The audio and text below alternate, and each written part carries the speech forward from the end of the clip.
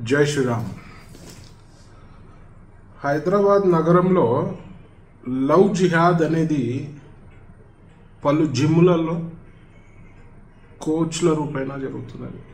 అంటే ఒక వర్గానికి చెందిన కోచ్లు దున్నపోతు లెక్క తిని బాడీలు పెంచుతారు కదా, బ్రెయిన్ అయితే ఎట్లయినా ఉండదు అనుకో, బాడీలు పెంచి హిందూ అమ్మాయిలని ఎరవేసే ప్రయత్నాలు లవ్ జిహాద్ జోరుగా జరుగుతున్నది.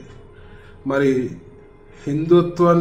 హిందూ సమాజానికి చెందిన సోదరులందరూ కూడా మీరు జాగ్రత్తగా ఉండాలి.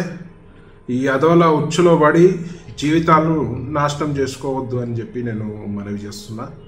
ఇంకో విషయం ఏంటంటే, ఒక సినిమా యాక్టర్కి చెందిన జిమ్లో ఇట్లాంటి సంఘటన ఒకటి వెరీ రీసెంట్గా జరిగింది.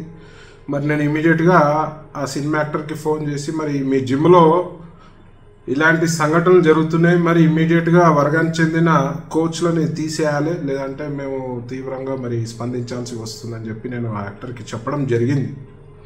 సరే, యాక్టర్ పేరు ఎందుకు కానీ, అయితే ఇమీడియట్గా వారు స్పందించి ఇమీడియట్గా వాడిని తీసేయడం జరిగింది.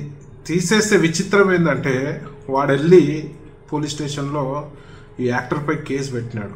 అంటే ఎంత దౌర్జన్యానికి పాల్పడుతుర్రో ఇలాంటి ఉగ్ర మూకలు అనేది మీ అందరి దృష్టికి తీసుకురావాలనే ఒక వీడియో. మరి హిందూ సోదరులు అందరూ కూడా,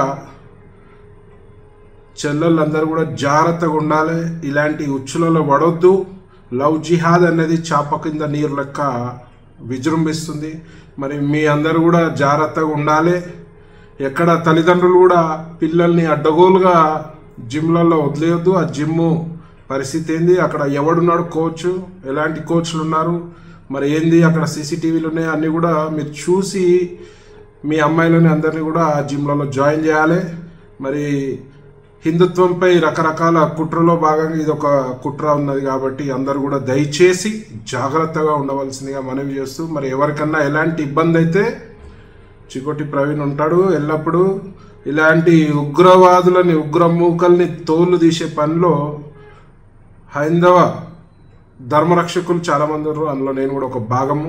మరి ఎవరికి ఎలాంటి సమస్య వచ్చినా మా దృష్టికి కూడా తీసుకురావాల్సిందిగా మనవి చేస్తూ, మీ చికోటి.